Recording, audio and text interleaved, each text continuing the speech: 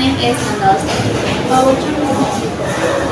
Mostly people usually call me Nanda, but actually I prefer being called Tila because when I was a kid, my close friends often call me Nanda. So it's feels so special for me. Ako babajunya.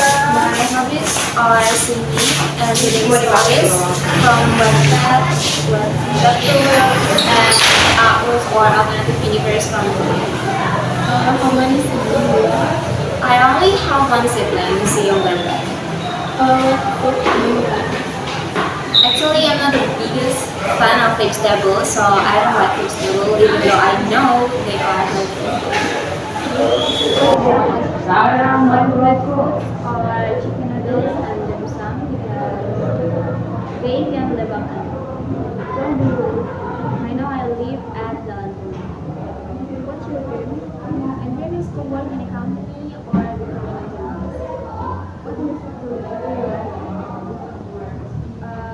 My favorite songs or music are Class by Britney Spears, One Upon a Time by Aisha Ratna, and Fever by Justin Bieber.